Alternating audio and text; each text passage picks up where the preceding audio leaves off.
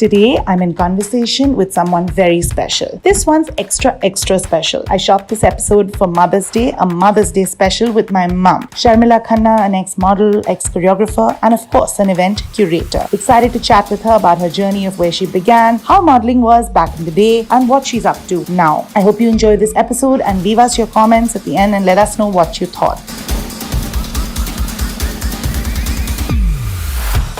Hi guys, and welcome to yet another episode of The Shan Show. Every time I start my episode saying these are special episodes, but today is rather special, so very special.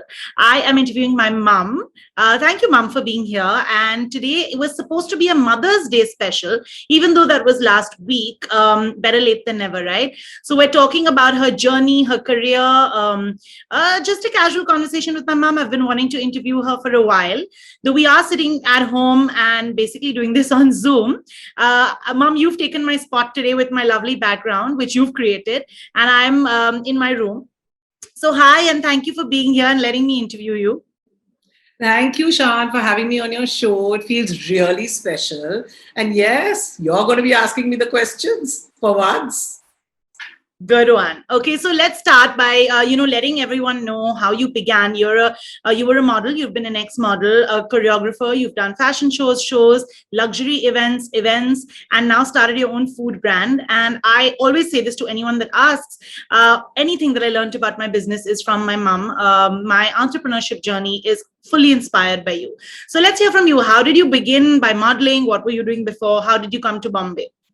Actually, Shan, in Delhi, wanted to join the hotel industry.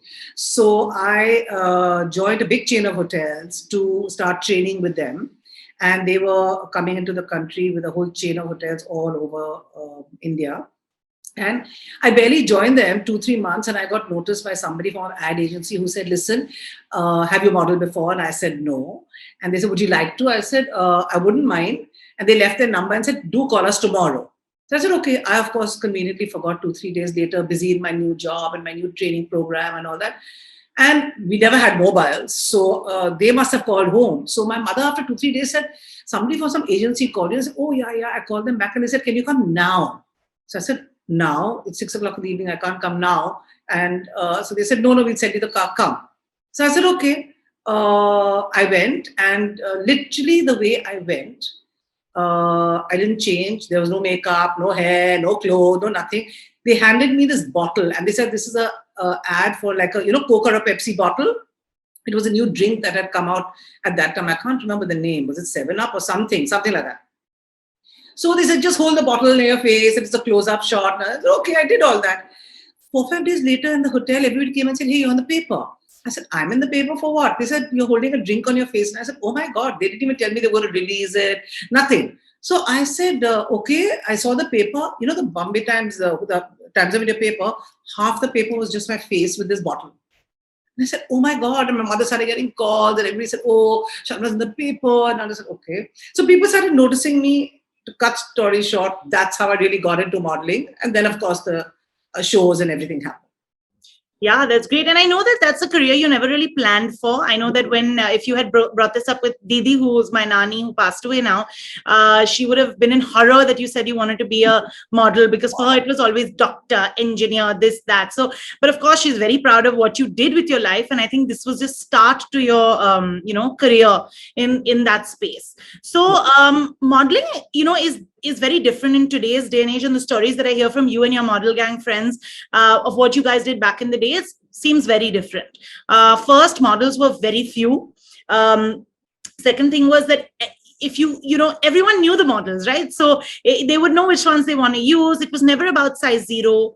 Though times are changing now, which is great, but it was never about size 0. And you guys traveled the world together. And I know from what I hear is that you learned so much, you experienced so much. So tell me about your modeling days back in the day.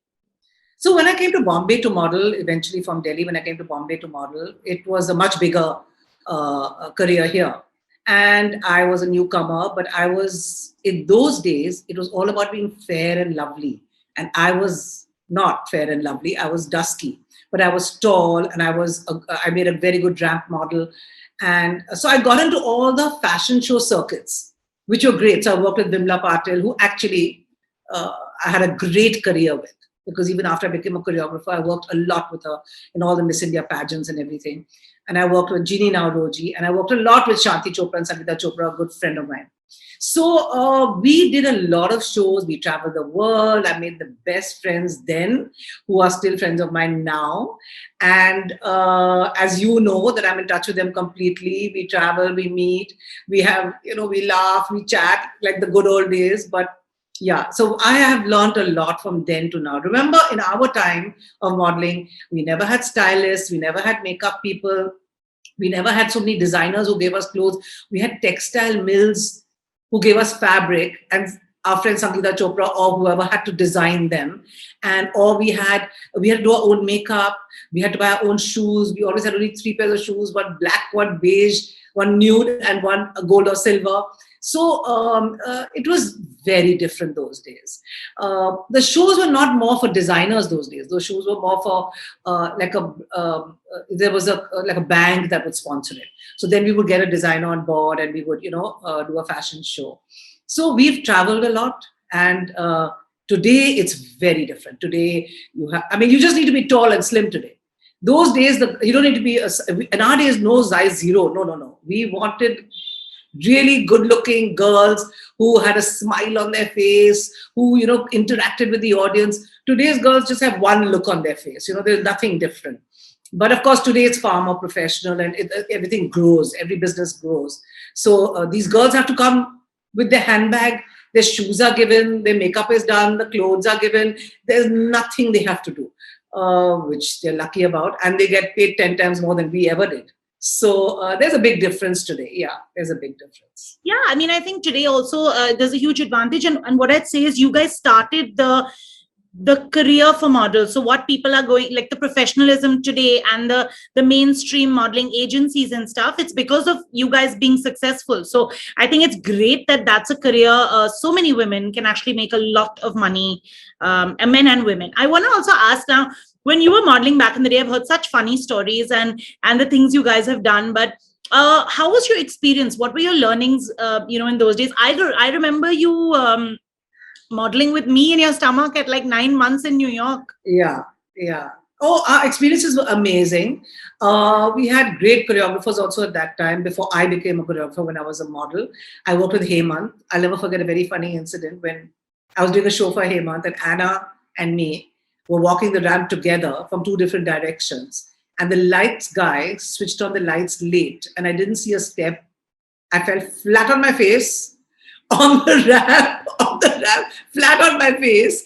And I'll never forget Anna's expression. She just looked at me and said, and like I just said, okay, wait. And I got up, and the audience started clapping. And by then the lights guy also realized better not to switch on the full lights and see her flat on her face.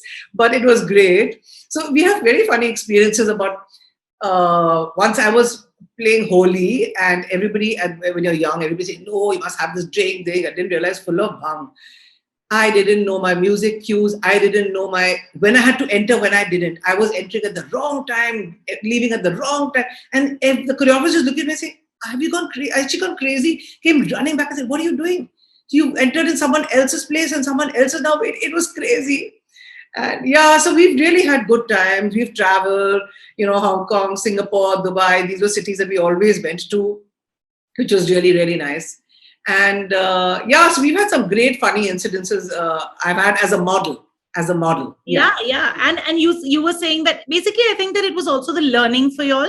You all went into different careers there. After that. So tell me how you actually got into doing choreography and events post that.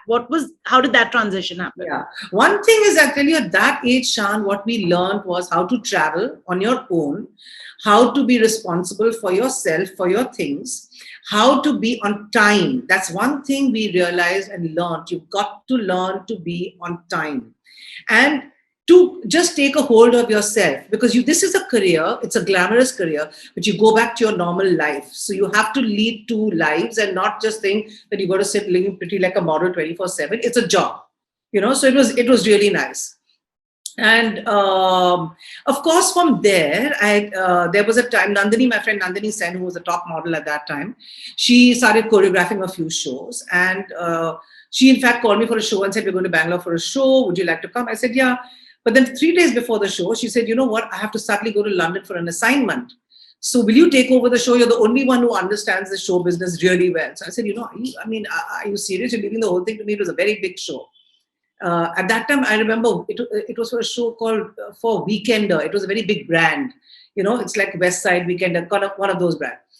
And then I choreographed that show, and that show was a super hit. So my life as a choreographer started like that, thanks to Nandini Sen, my friend, who was like the top model then. And your best friend till and today. my best friend today, absolutely. Yeah, so Absolutely. I think that's fab. So yeah, and you did choreography for the longest time. I come as a child to so many of your events, stood there in my school uniform watching you choreograph, and I think that was a great career path that you took. After that, you started events. So Yeah. how did you start doing luxury events? I want to ask you that one thing, and the second thing I want to ask is how different. Okay, today when you talk about events, and I've actually started off with you. I interned with you and did all the work of even faxing people things, writing each person's name and label out those in the days. How different is it to be when you did events back then to today, and how did you enter the luxury event space? So when I was choreographing shows, at that time, Times of India had just started Page 3. And Malvika Sangvi was the editor. And she called me and said, Shams, what shows are you doing? Don't forget, we had no press and no PR in our time. We had no phones. We had no social media. Our only press was the newspapers and the magazines. Magazines would come out once in 2 weeks, and the newspaper would come out every other day. So our events were covered only in the paper. So I've been in the papers for my events since those days, since I was a choreographer. So when Page 3 started, lots of brands were approached by the paper to put ads and cover them and whatever. And they said, you should do events for this. So a lot of people contacted me and said, even if it was a product, like let me tell you, I have done a full-fledged fashion show for a launch of a luxury car.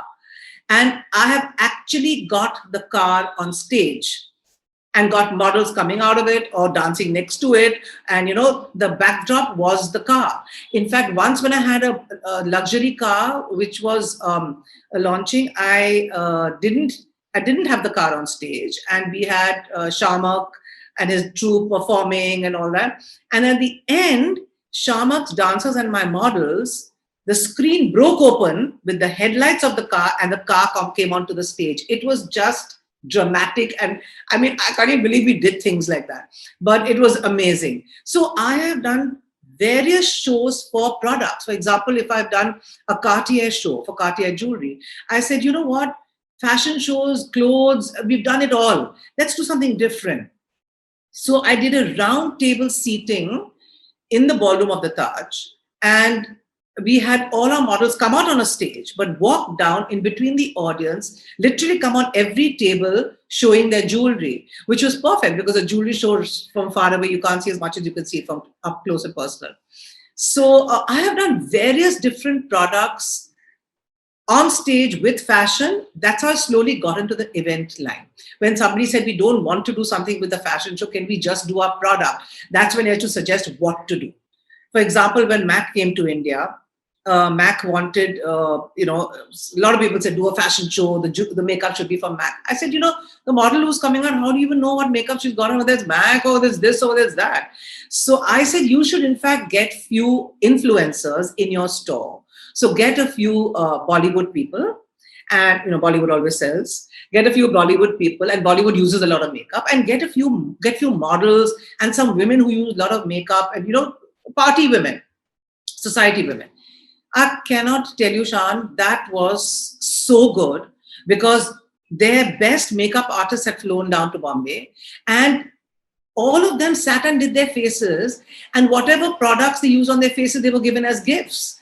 So it was really a good branding process. Of course, everybody knew of Mac in any case, but this was a great thing to brand with. And then when I shifted into events now, by then Page 3 was full on, so I used to get covered everywhere. All my events were in the papers, they were in the magazines. Then whoever's coming for the event, so it was just the PR had changed from when I started to now. Yeah, and well, I just want to mention here, like when you said Mac, you did that event with influencers. Those days there was nothing like influencers. Bollywood was the huge influence. So when you meant like a society woman, you meant like people who were well known, people who would Well, use the product, people that would actually value this product coming to India. So in case someone didn't understand, I just wanted to explain that yes. that line. Yeah. The other thing I want to ask you is how different was it? So like you did explain the different events you did, but how different is it to be doing events today? Like those days, I know you just worked with a select few people.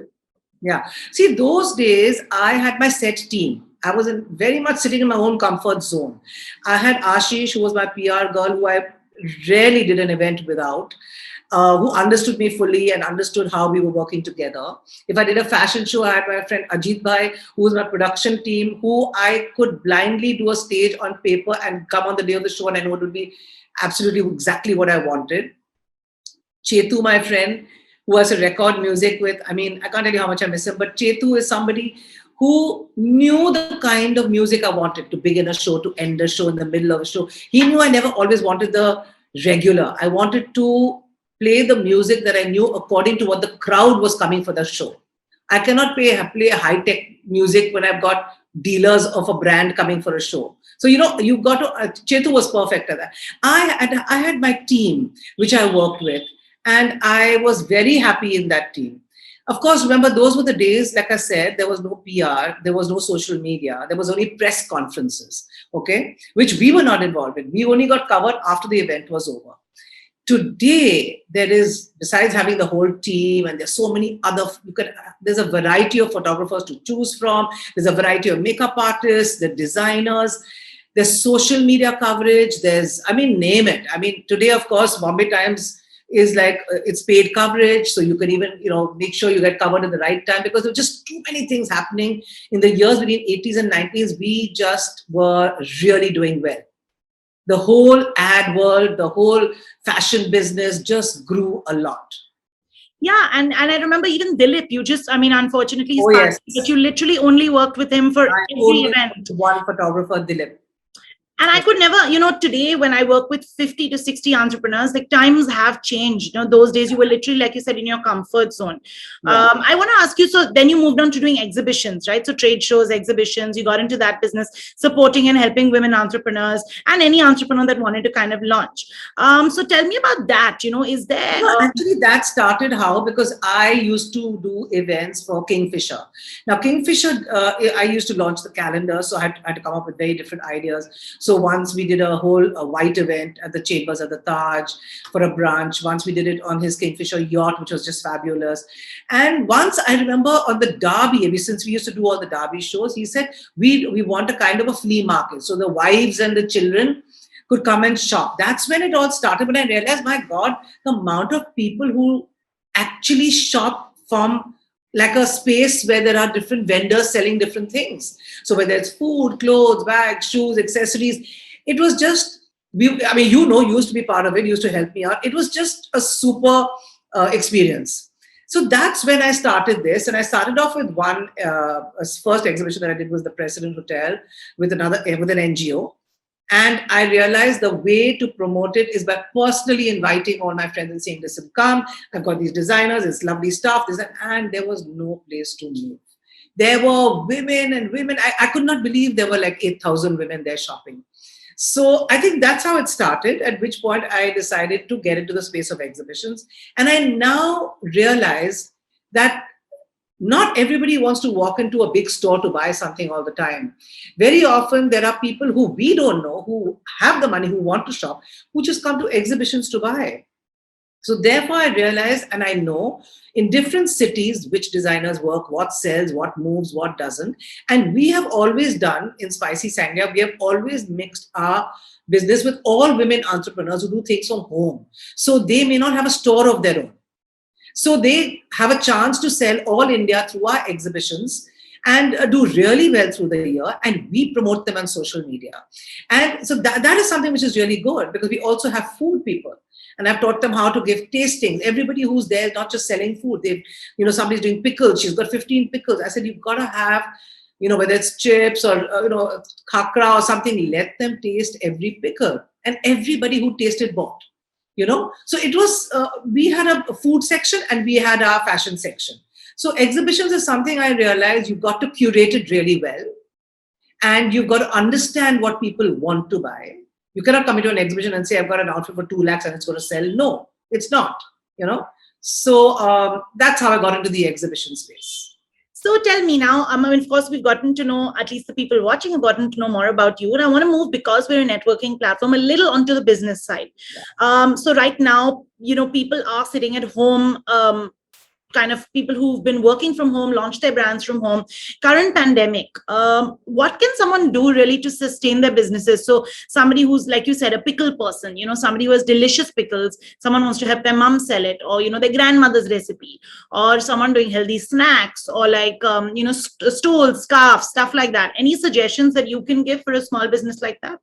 In this pandemic, which started last year, a lot of people tried to start selling online. It worked for a month or two, and then it didn't.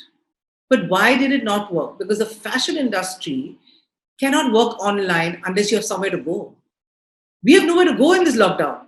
We have nowhere to wear any clothes and go anywhere. So unless you had a wedding in the family or there was a celebration of some sort, you would buy online. But what has really done well in this lockdown is food. I can see our own house. We order so much stuff from different home chefs, from restaurants who change their menus around for having food at home. And we have decided at Spicy Sangria to start promoting food for these people, because everybody needed to keep their kitchen open. Everybody wanted to do something. Some home chefs wanted to start earning. So that is something that has really gotten moving. And since there's so many food chats, which I am on, you're on, and we order all the time because we want to taste different people's cuisines, different people's food, but made at home. And so I think, if you ask me, social media is the way to go. Get your social media cracking. Every day, if you're making one gluten-free cake, one chocolate cake, or some, everybody's into health food and sugar-free, put it out there. You have to put it out there for people to know what you're doing. I mean, how will they know otherwise, So in this pandemic, I would say food, a few accessories, home products really sell. I realized everybody's concentrated on their home, changing their homes around, and bought a lot of home products, which is really good. So put it out there, let people see it. And a lot of people have done business. Get yourself on Google Pay, on Paytm, on NIFT. Don't be lazy about that, because it's the fastest way of doing business. Correct. I think totally agree. And I think that I don't think it's only what you've said applies only to food. It applies to any business. So social media is the future, and getting yourself digitally inclined for your brand right now is a very positive thing, because you have the time. We never have this much time. And if you're safe and lucky and grateful to be home, get cracking with your brand on that aspect. Okay, so I want to ask you, if a brand is launching something new, if a product, if someone doesn't want to invest in an office space, a shop space, but they want to push a good brand, any 1 or 2 points you can tell us with what first steps they should take in towards marketing this brand? Very important. Let's start with food brands, because that's like really doing well now. And since we are also in the business, you have to send out samplers to your friends. Send anybody who's into food, say, listen, I'm doing this, just taste it. If they like it, they will repost it for you on social media, which is great for you. If not, they will tell their other friends, you have to try this. I've tried this from here. You have to try this. I've tried. In fact, just today, I've told 3 people about somebody who's doing the most amazing breads and the most amazing desserts. And I've sent out numbers. One of the biggest things is tasting. Putting out on social media a fabulous looking cake is still okay. But till you send it to somebody and say, taste it, that's the most important thing. The second thing I would say is join food groups. I may know 50 people, but somebody else knows another 50 and somebody else knows another 50. So join food groups and get onto those food groups and put out your pictures there all the time. And people will order, because everybody today is only thinking of what to eat, what's our lunch, what's our breakfast, what's our dinner, So the 2 things you have to do. One is definitely give people to taste your food, the people you know, and then get on to food chats that people you don't know will start ordering your food.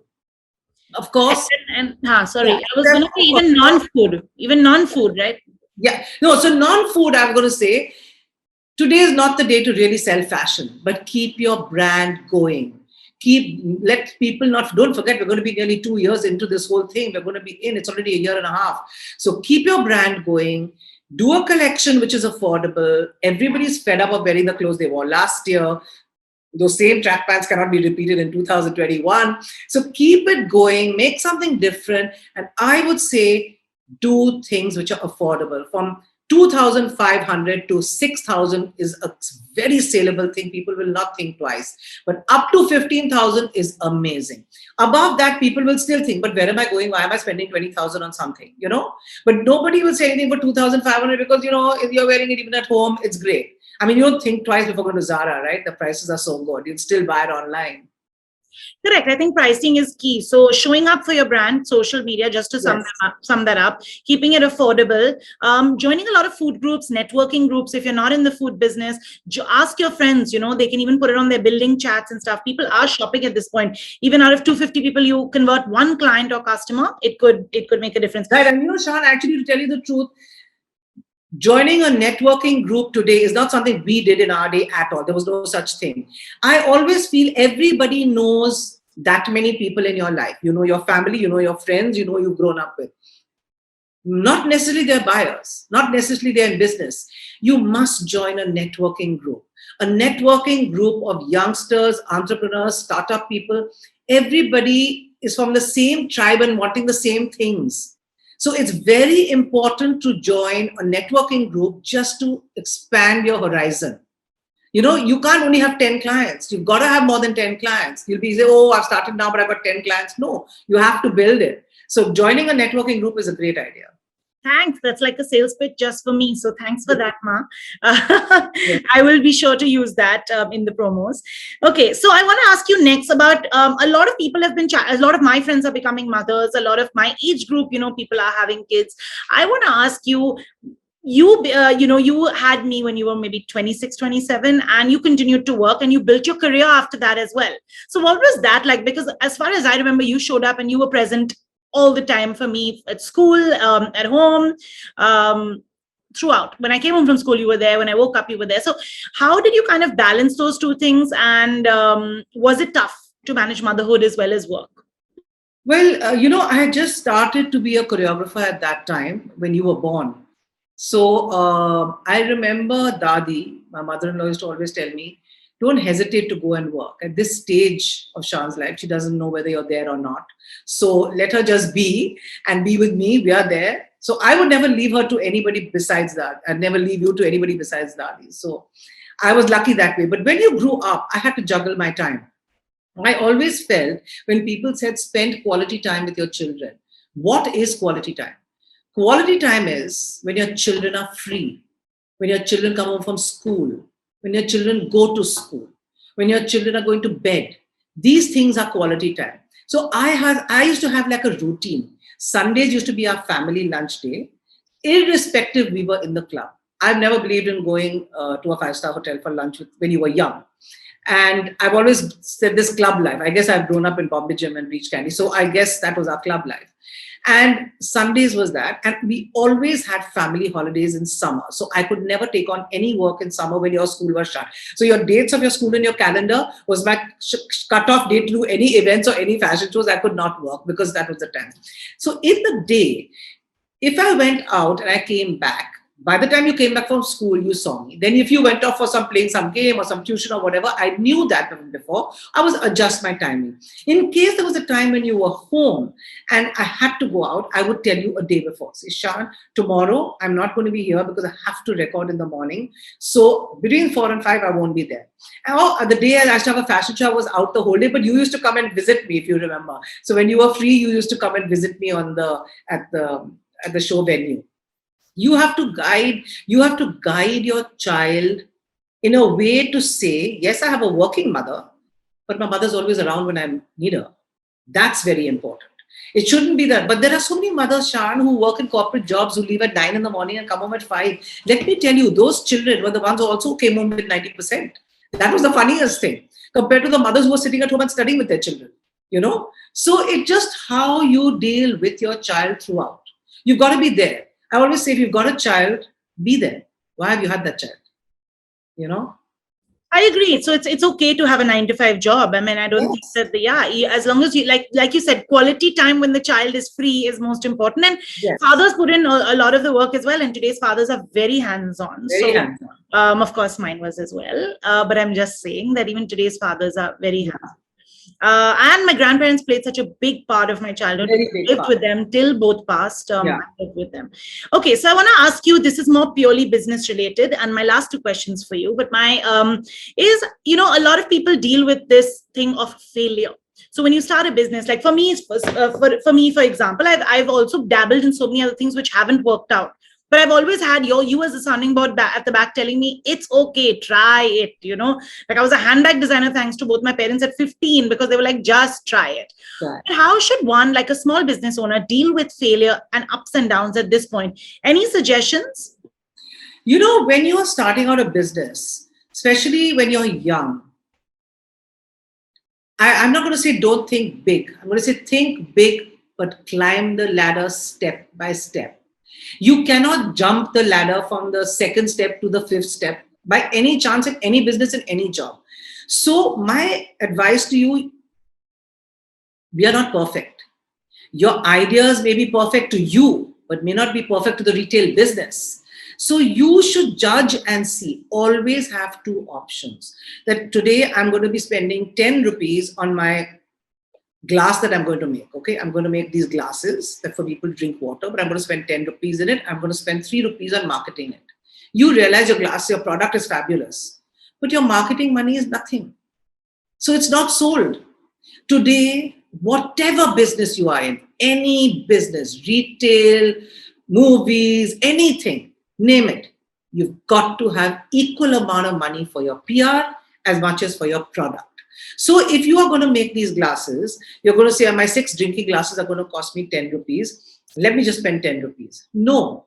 Save 15 rupees or 18 rupees and spend more on your marketing so that you realize you will not fail. How will people know they have to buy your glasses unless they go to that one newspaper where you put an ad? No.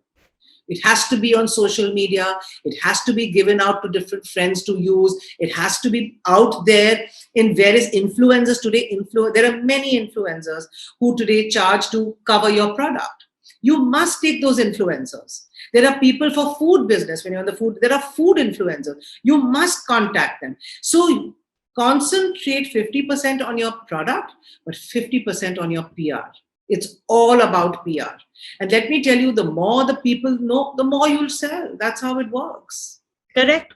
That's great advice. So my last question for you is, in your entrepreneurship journey, because you started off as a model, you went into choreography, you went into events, I think they all just kind of took you, and they were all very connected. Is there one learning through your entire career path which is still booming and still blooming? Anything that you've learned over the years that you can share? There's one thing I've learned is you only grow with change. You only grow when you think of different ideas, different thoughts, different strategies. You have to reevaluate yourself. You have to come up with different ideas. If you stick to the same thing, you'll never grow. That's one thing I've learned. Whether you're doing events, whether you're a model, whether you're an actor, actress, business person, anything, you have to reinvent yourself into your business. So new ideas, new way of doing things is the way to go. Absolutely. And thank you again for joining me today and chatting with me. This has been fun. I learned so much about you. And I think I've always respected that you never take no for an answer and you never say no. That's one thing that's my biggest learning from you. I always say one thing, Shan, which I've taught you from day one. Try it. Whether it's food, whether it's work, whether it's business, I've always said try it. Failure is with you. It's okay. Next step. You're young enough to keep on trying, keep on moving. I still say today to me, if I tried something and it didn't work, I would try something else. So it's not a question of age. You have to keep trying. If you don't try, how will you know? Absolutely. And thank you again. And I hope you guys enjoyed watching this episode. Show my mom some love and leave messages in the comments so we know what you thought. Thank Bye, you. Mom. Bye.